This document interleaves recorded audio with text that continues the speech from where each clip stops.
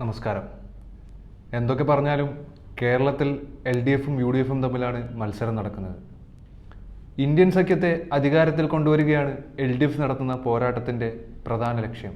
കേന്ദ്രം അടിച്ചേൽപ്പിച്ച ഉപരോധത്തിൻ്റെ ഫലമായി സാമ്പത്തിക ഞെരുക്കത്തിൽ അമർന്നപ്പോഴും ഇടതുപക്ഷം ജനങ്ങളെ കൈവിട്ടിട്ടില്ല. എന്നാൽ UDF കേരളത്തിൻ്റെ ആവശ്യത്തിനൊപ്പം നിൽക്കാതെ BJPയെ സഹായിക്കുന്ന നിലപാടാണ് എപ്പോഴും കൈക്കൊണ്ടിരിക്കുന്നത്. തരൂരൊക്കെ എപ്പോൾ BJPയിലേക്ക് പോയെന്ന് ചോദിച്ചാൽ മതി. ജനങ്ങൾക്കൊപ്പം എന്നും നിലകൊള്ളുമെന്ന് ഇളകാത്ത ഗ്യാരണ്ടിയോടെ LDF എന്നും ജനങ്ങൾക്കൊപ്പമാണ്. അത് ജനങ്ങൾക്ക് നല്ലപോലെ അറിയാവുന്ന കാര്യവുമാണ്. ജാതി മത വ്യത്യാസങ്ങൾക്കെല്ലാം അതീതമായി മനുഷ്യരെ ഒന്നിപ്പിക്കാനാണ് എന്നും ഇടതുപക്ഷം നിലകൊള്ളുന്നത്. ഇത്തവണ ശശി തരൂർ ജയിച്ചാൽ ശശിയാകുന്നത് ആരായിരിക്കുമെന്ന് കണ്ടറിയാം. നുണകളും പരിഹാസങ്ങളും നിറഞ്ഞ വെറും മൂന്നാംകിട രാഷ്ട്രീയ നിലപാടാണ് ശശി തരൂരിൻ്റേത്. എല്ലാ വിഭാഗം ജനങ്ങളുടെ പിന്തുണയും പന്ന്യൻ രവീന്ദ്രന് കിട്ടുമെന്ന് LDFന് ഉറപ്പാണ്.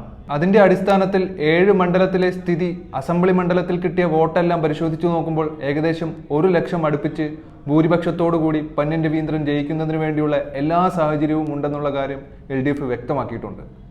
കഴിഞ്ഞ 15 വർഷക്കാലം ഒരു കടലാസ് പോലും ഈ തലസ്ഥാന നഗരത്തിൻ്റെ വികസനത്തിന് വേണ്ടി കേന്ദ്ര ഗവൺമെൻറ്റിൻ്റെ ഏതെങ്കിലും മന്ത്രിമാർക്കോ ഗവൺമെൻറ് സെക്രട്ടറിമാർക്കോ കൊടുക്കുന്നതിന് പോലും കഴിയാത്ത ശശി തരൂരിന് യഥാർത്ഥത്തിൽ തിരുവനന്തപുരത്ത് മത്സരിക്കുവാനുള്ള അവകാശം പോലുമില്ല.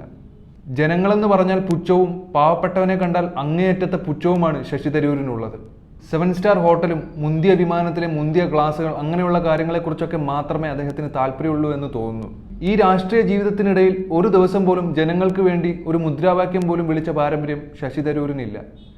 ഇത്തരത്തിൽ നിർഗുണനായ തരൂരിനെ പോലെയുള്ളവരെ എന്തിന് വോട്ട് ചെയ്ത് MP ആക്കണമെന്നുള്ളത് ചിന്തിക്കേണ്ട കാര്യമാണ്. ഈ തിരുവനന്തപുരം പാർലമെൻറ്റിൽ കഴിഞ്ഞ 5 വർഷത്തിനിടയിൽ അദ്ദേഹം ഒരു 5 തവണ വന്നു കാണും. ഈ വന്നതിനെക്കുറിച്ച് ചില മാധ്യമങ്ങൾ വാനോളം പുകഴ്ത്താറുമുണ്ട്. എന്തിനു വന്നു എന്ന് ചോദിച്ചാൽ അത് അദ്ദേഹത്തിന് പോലും അറിയില്ല. നമ്മുടെ പന്ന്യൻ രവീന്ദ്രൻ വിദ്യാർത്ഥി ജീവിതം മുതൽക്കേ മുദ്രാവാക്യം വിളിച്ച് ജനങ്ങളുടെ അവകാശങ്ങൾക്ക് വേണ്ടിയുള്ള സമര പോരാട്ടങ്ങളിൽ പങ്കെടുത്ത, ഒരുപാട് ത്യാഗങ്ങളൊക്കെ സഹിച്ചുകൊണ്ട് ആക്ഷേപങ്ങൾക്കൊന്നും വിധേയനാകാതെ വളർന്നു വന്ന തൊഴിലാളി വർഗത്തിൻ്റെയും മതേതര പ്രസ്ഥാനത്തിൻ്റെയും കമ്മ്യൂണിസ്റ്റ് പ്രസ്ഥാനത്തിൻ്റെയും നേതാവാണ്. അതിൽ തിരുവനന്തപുരം പാർലമെൻറ്റിലെ ജനങ്ങൾക്ക് അഭിമാനവുമുണ്ട്. അത്രത്തോളം യോഗ്യതയുള്ള പന്ന്യൻ രവീന്ദ്രനെയാണ് ജനങ്ങൾക്ക് പാഴ്വാക്കുകൾ മാത്രം കൊടുക്കുന്ന തരൂർ പന്ന്യനെ പരിഹസിച്ചത്.